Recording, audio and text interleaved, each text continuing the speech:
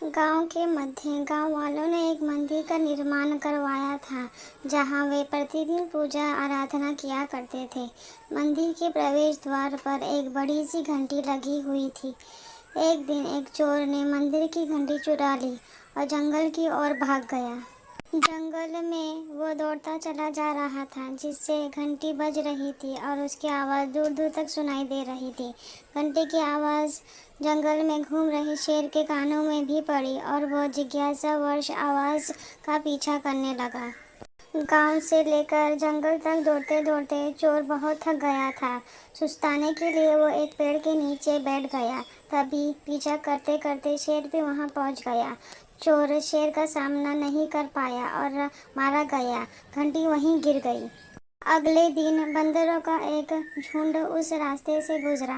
उन्होंने वो घंटी दिखी तो वे उसे उठाकर अपने साथ ले गए। घंटी की मधुर ध्वनि उन्हें बड़ी ही रोचक लगी और वह उससे खेलने लगे। अक्सर रात के समय बंदर इकट्ठा होते और घंटी बजाकर खेला करते थे।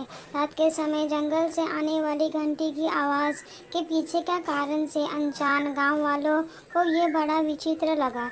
एक दिन सबसे फैसला किया कि रात में आने वाली घंटी का रहस्य जानना होगा। उन्होंने गांव के एक युवक को तैयार कर जंगल में भेजा। युवक जब जंगल में गया तो उसने चोर का कंकाल दिख गया। उसने गांव वापस आकर बताया कि जंगल में कोई प्रेत आत्मा घूम रही है, जो लोगों का खून करती है और उसके बाद घंटी बजाती है। गांव वालों ने बिना सोचे समझे उसकी बात पर विश्वास कर लिया। ये बात पूरे गांव में जंगल की आग की तरह फैल गई। गांव में भय का वातावरण व्यक्त हो गया। धीरे धीरे गांव के लोग पलायन कर दूसरे गांव जाने लगे। जब राज्य के राजा को यह बात पता चली कि उसके राज्य के एक गांव के लोग वहां से पलायन कर रहे हैं, तो उसने पूरे राज्य में मुनादी करवाई कि जो व्यक्ति जंगल में घूम रही प्रेत आत्मा को वहां से भगा देगा और घंटी की आवाज़ बंद कर देगा, उसे उचित पुरस्कार प्रदान किया जाएगा। राजा की ये मुनादी उसी गांव में रहने वाली एक बूढ़ी औरत ने भी सुनी। वो विश्वास था कि प्रेत आत्मा की बात महज एक अफवाह है। एक रात वो अकेले ही जंगल की ओर निकल गई। वहां उसने बंदर का समूह दिखाई पड़ा, जो घंटी बजा बजा कर खेल रहा था। बूढ़ी औरत को रात में बजने वाली घंटी की आवाज़ का रहस्य पता चल चुका था। वो गांव वापस आ गई।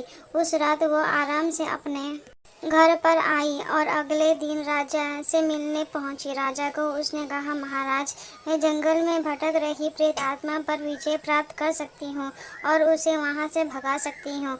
उसकी बात सुनकर राजा बड़ा प्रसन्न हुआ। बूढ़ी औरत बोली, महाराज, प्रेत आत्मा को नियंत्रण में लाने लिए एक पूजा आयोजित करनी होगी और उसके लिए मुझे कुछ धन की आवश्यकता पड़ेगी। राजा ने बूढ़ी औरत के लिए धन की व्यवस्था करवा दी, जिससे उसने कुछ मूंगफलियां, चने और फल खरीदे। गांव में मैदान के परिसर में उसने एक पूजा का आयोजन किया। वहाँ एक गोला बनाकर उसने खाने की सारी चीज़ें रख दी और भगवान की प्रार्थना करने लगी। कुछ देर ऐसा करने के बाद उसने खाने की सारी चीज़ें उठाई और जंगल में चले गई। जंगल पहुंचकर एक पेड़ के नीचे उसने खाने की सारी चीज़ें रख दी और छुपकर बंदरों के आने की प्रतीक्षा करने लगी। कुछ देर बाद बंदरों का समूह वहाँ आया। उन्होंने जब खाने की ढेर सारी चीज़ें देखी तो घंटी को एक तरफ फेंक उन्हें खाने दौड़ पड़े। बंदर बड़े मज़े से मूंगफलियाँ, चने और फल खा रहे थे। इस बीच मौका पाकर बूढ़ी औरत ने घंटी उठा ली और राजा के महल आ गई। घंटी राजा को सौंपते हुए बोली, महाराज, वह प्रेत आत्मा ये घंटी छोड़कर जंगल से भाग गई है।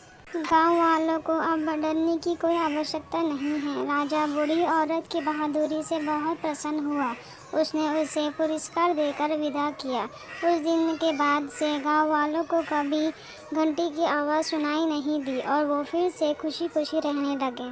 सीख: बिना सोचे समझे किसी भी निर्णय पर नहीं पहुंचना चाहिए। बुद्धिमानी से हर समस्या का समाधान निकाला जा सकता है।